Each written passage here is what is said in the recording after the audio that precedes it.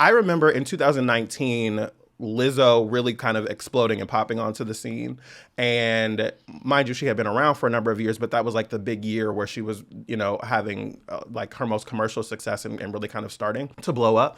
And I remember finding it interesting that like I would watch her like on Instagram Live from time to time, and she would be talking about depression and how she was depressed and how mental health was really, really challenging. And I was thinking to myself, like, she's in like some of the most success that she's ever had, and she's depressed. New levels, new devils. Right. And I was like, oh, well, right. And like, it was interesting to me to see that, because I was thinking to myself, like, oh, as a person who deals with depression, and like in 2019, I don't even know how much I was able to like articulate my own experience with depression, but like I was really fascinated by having that level of quote success career wise, but also feeling depression.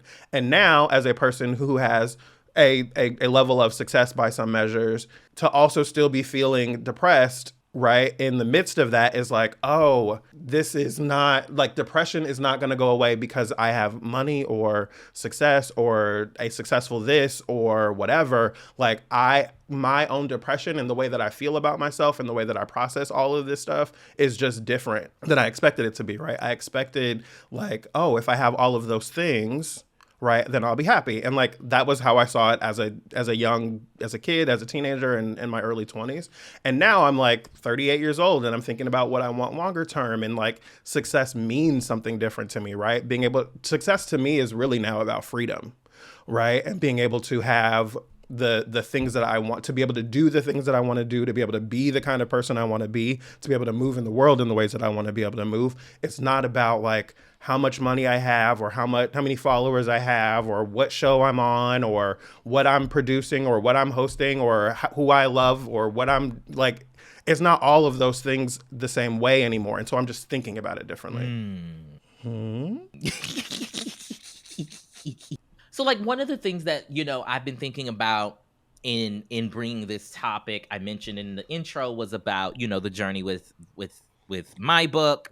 And I think you will begin to, if you have not already, in your communities and the folks around you, begin dealing with it as well, which is this projection of other people's idea of what your success should look like, or what success with putting a book looks like. And so, folks, right before the book was coming out, there were a lot of people, well-meaning people, who were very much so, oh yes, here we come, New York Times bestseller list, here we come, do-do-do-do-do-do-do-do. And I was like, well, now hold on now. First of all, who said I wanted to do that? Now, obviously, if you get on the list, that's a good thing, and all of that, we can recognize that. But who said that was, one, the barometer of success, and two, the thing that like I should be aspiring toward?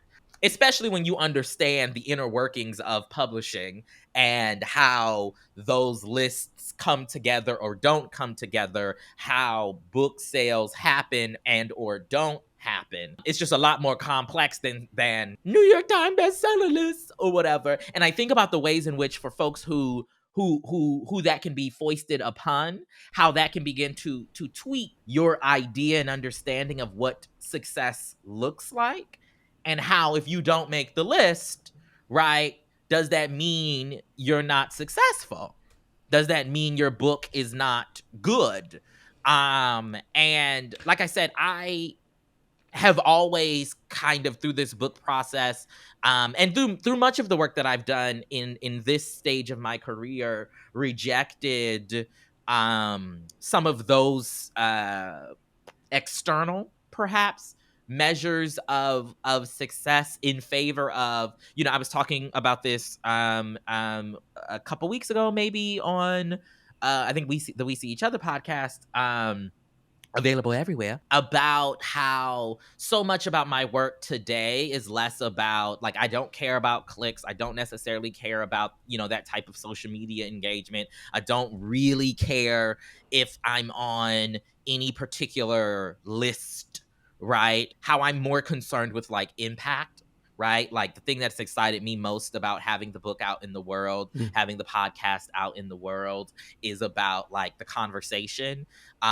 potential, right, that comes, and that's how I'm measuring success and what that means and looks like to me.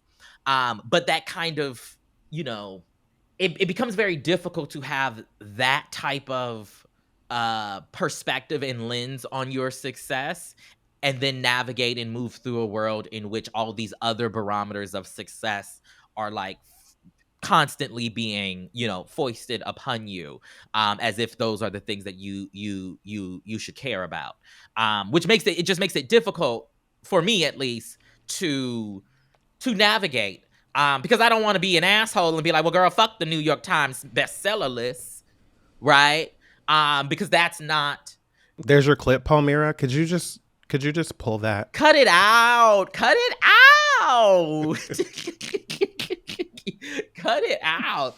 But, you know, I kind of sort of feel that way. And also, we know so many artists, right? So many books that never make any kind of New York Times list or LA Times list or indie bestseller lists, right? That can still have impact and be successful and like be generative in the ways that it needs to be generative, both for a community and for the particular author. I think of George M. Johnson's book, All Boys Aren't Blue, which didn't hit the New York Times bestseller list until 2 years later, right? 2 years after it came out. Right. And let's be real, only really hit the New York Times bestseller list because it started getting banned. The irony. Right. That part. And that led to so much more engagement with the text because of it being banned. Now, I am not asking for my book to be banned. My book is for quote unquote adults. All right. And it's not targeted to a young adult audience. So y'all calm down. All right. Because I don't want to do that. I won't do that. I say ban the bitch. No. I say ban it.